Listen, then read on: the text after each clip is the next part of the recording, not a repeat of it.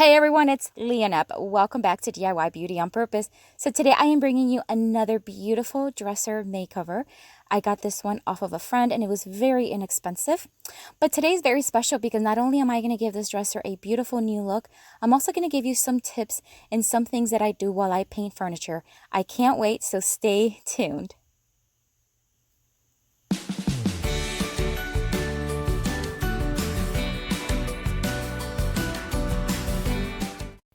All right, so I removed the hardware. This hardware is actually not in good shape at all. Most of them were missing, and the little crystal ones that you see there, they were actually chipped and broken. One of them was taped, so they were not in good shape. So I am going to remove all of them. I did give everything a very light sand using a 220 grit sandpaper. I didn't show it because it was really almost like I wasn't even sanding. It was just very light. I then removed the drawers because these drawers actually close overlapping the dresser, so I'm not going to paint them with them on. I'm going to paint them separately. And then I gave everything a good scrub using Crud Cutter, but you can use anything you want. This dresser was actually pretty clean, so it didn't need a lot of effort, but I did make sure that not only did I remove any dirt or anything that it had, but that I also rinsed it off very, very well. All right, so let's talk brushes. So I am about to start painting, and chalk paint brushes are my preferred brushes to paint with chalk paint because they're so thick and they hold a lot of paint, and to me, in my opinion, they just have better coverage, less brush strokes. However, there are many brushes that do a good job. This is just what I prefer.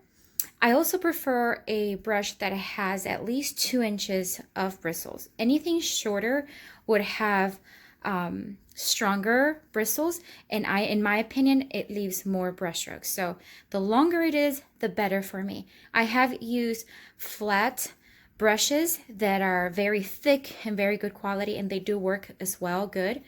This one I get on Amazon. I haven't seen them lately, but I do have a comparable one in my Amazon store linked down below in the description box. So if you want to take a look at it, you can. But yeah, so that is what I use. If I were to prime this piece, I'm not priming it because it's already lighter in color, and I don't think I need to prime it. So I'm just going to go straight to the chalk paint. If I were to prime it, I wouldn't use this brush. I would use a regular brush to prime. Hope that makes sense. All right, so I'm going to be using Rustoleum chalk paint in the linen white.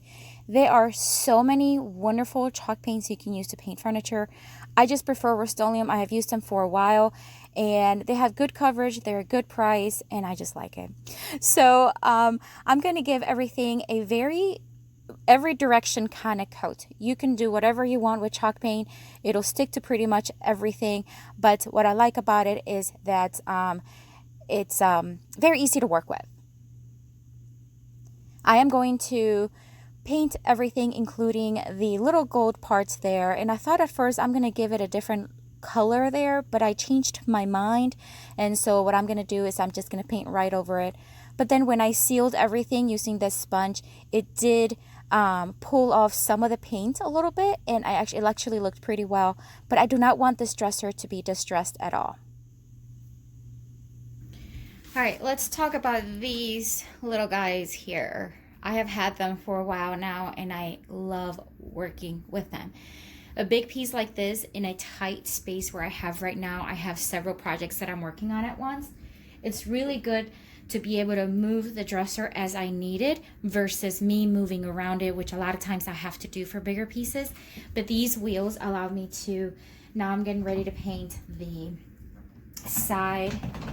one side, so I can just roll it. And now I'm here in front of it versus having to move myself around throughout all this mess. Let me see if I can show you. Drawers over here, another table that I have to do here, stuff there. So it's just so much easier to be able to roll the roll the dresser in these little wheel carts that I have. So painting the drawers is probably my favorite part because I just find it relaxing. I just sit there and I paint, and they're just so easy to paint. One thing I want to recommend or advise is if you are going to paint them, just be careful you don't get paint on the actual sides of the drawer. Sometimes I do that. And chalk paint will stick to wood, then it'll be hard to remove. But yeah, I gave everything 2 coats, and it was a pretty good 2 coats. It covered very well. It did have a light, oh my gosh, beige, you know, that beige, so it didn't take much to cover it. Alright guys, so one thing that I completely forgot and didn't even think about it was these spots where we have bare wood. Often when you paint white and you have bare wood like this, it will bleed through, yellowish kind of. Normally it's a lot with like darker woods, but even though this is on the lighter side, I think it would still bleed through. I cannot find for the life of me my shellac, so I am going to just paint over it and wish me luck. But otherwise, if I knew exactly where it was, I would show you. But basically what I would do is I would brush on some shellac. I have like a little tiny can, and it lasts me like forever.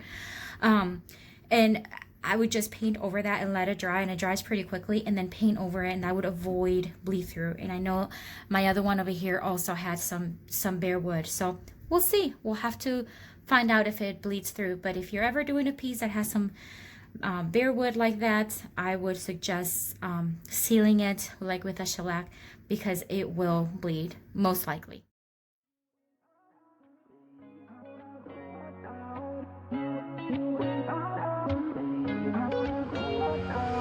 How did we end up here in the corner looking like enemies?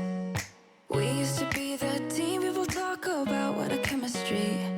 I can see it in your eyes. You don't want to talk anymore. I want to get so... Alright guys, so I just finished doing the first coat on the drawers, and the first side of the dresser that I did is already dry. And that is what is so awesome too about chalk paint. It dries pretty quickly, especially if you don't do like heavy coats. And this first coat was not too heavy. So yeah, it's already dry, and I'm gonna start doing the second coat right away.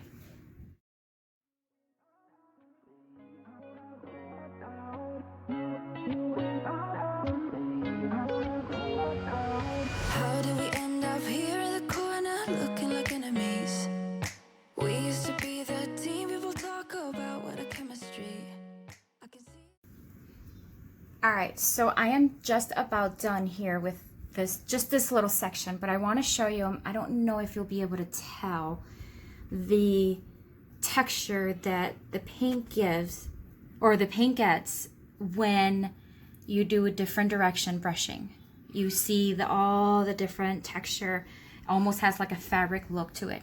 So that's why on this case, I wanted to do different directions, up and down, sideways.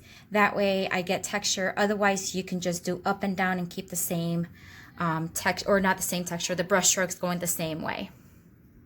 So I am going to talk about how I clean my brushes. I use this wire brush that I'm not sure where I got. I think it was my husband's at some point, and I just started using it because it worked really well. It has this side, and then it has the like more softer bristles, but they're still pretty hard. It's a wire. But the reason why I like it is because I turn on the water and I just brush, and you'll see me do it in a minute. And then I use these to get really inside. But I don't use this that often because I don't want to harm it. But these won't harm it. I just keep brushing it. And I just use regular, kind of like lukewarm water. And then I just keep brushing. And sometimes it takes a while. And sometimes it comes off really fast. But the longer I paint, it starts to dry out in the outside, and this is what I want to get out with that wire brush, because if I don't do that, it'll ruin my chalk paint brush. So I just like to take care of them, because that way it'll last me a while. So I just do this every time, and normally I even do it in between coats, but because the first coat dried out so quickly, I didn't have to like put it away, clean it, and then come back. I just went on to the second coat directly after I was done with the first, and so that's why you see a lot more dried stuff. But I'll keep doing this until most of it is gone, and it's almost impossible to get all of it out, but I do work on it, and I get out as much as possible. Guys, so it did not bleed through. I am very, very happy with the fact that it didn't bleed through, so I am going to start sealing now. So to apply the top coat, the sealer, I have been using more often this sponge that I got on Amazon. I've been getting them now for a little bit. I used to use the gray one, couldn't find it anymore. So then I went on to this one, and it actually works really well. However, it's pretty big and pretty thick. So what I did was I cut a piece of one that I already opened. And this has been working really good for me because it's a lot more manageable. It fits my hand much better. And all I do is just dip on the top coat and then just literally wipe, almost as if you were wiping any surface. So I really like the way it applies. It applies thin coats, which is what you want, and it dries pretty quickly. And then all I do is just rinse it and squeeze the water and everything out of it and let it dry. And I've been using this one now. This is probably like the 8th time I've used this particular tiny one. And if you think about it, if you buy a big piece like this with 2 in them and you just cut pieces off it, it'll last you quite a bit. That's just what I use. It's been working well. It does not leave any foam on your surface, like it doesn't shed, which is excellent. Talk about top coats. You can use, I'm sure you've seen other videos, if you follow anyone who paints furniture, you've seen that they can seal the piece, chalk paint, with wax, and other top coats. And I have used wax before, and I do like it, but it's not my preferred not my preferred thing to use. So I prefer to use polyurethane.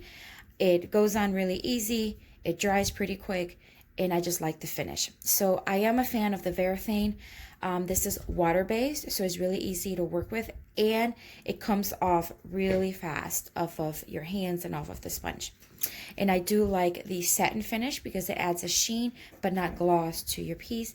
And I like the, of course, crystal clear because you don't want to change the color unless that's what you're looking for. But I normally keep one stirring stick specifically designed for the polyurethane. And then what you want to do is you want to stir instead of shake. You don't want to shake the can, you want to stir, because if you shake, then you get a lot of bubbles. And it's just better to stir. So I just stir, and that's it.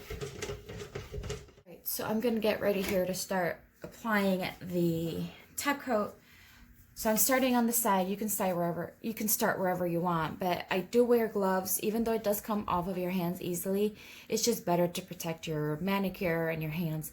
And as you can tell, I have used this glove before, and it just dries white, but I use them over and over and over again because otherwise it can get expensive. So just let it dry after you rinse it off, and then you can reuse it again. So I'm gonna dip in my can. This is about how much I put on, and then I'll just wipe. That's it. I mean, that is as easy as it is. You don't want to over wipe because, like I said, it will dry pretty quickly, but you just want to wipe enough and then just let it be and let it dry. And then I'll probably do 3 coats on everything because this is going to go in my daughter's room, and I want to make sure it's pretty durable for sticky hands and anything else that she may put on it. So I'm just going to keep wiping, let it dry. I'm going to wipe everything, let it dry, and do it about 3 times.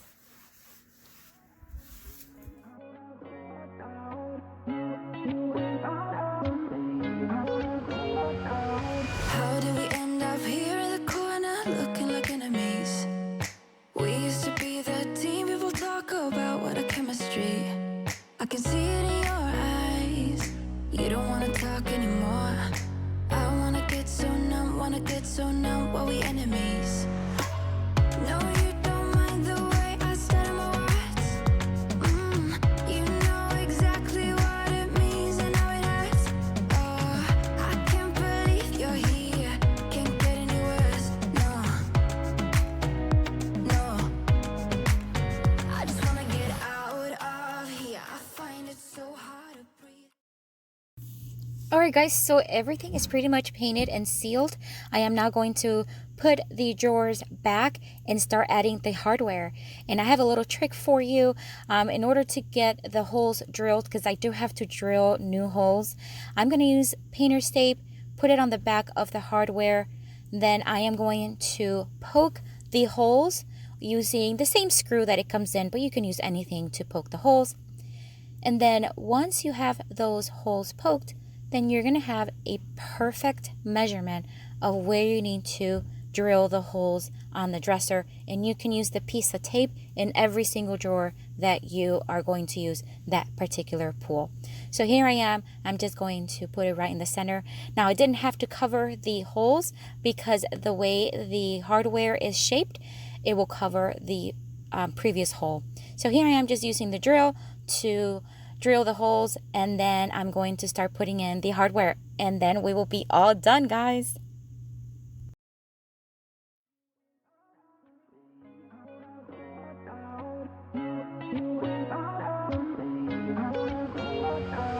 How did we end up here in the corner looking like enemies? We used to be the team people talk about what a chemistry. All right, so we're done, and I want to remind you what the dresser looked like. And this is what it looks like now. This dresser is stunning, my friends. I mean, it is so like regal, and it has new life, and my daughter is going to absolutely love it. Actually, she does. It's already in her room. But anyways, guys, this is it for today. I hope you enjoyed this video. It was a little different, a little bit more tutorial-like, but I really enjoyed it. I hope you gained something out of it. Let me know what you think of the dresser. Let me know if you have any questions down below.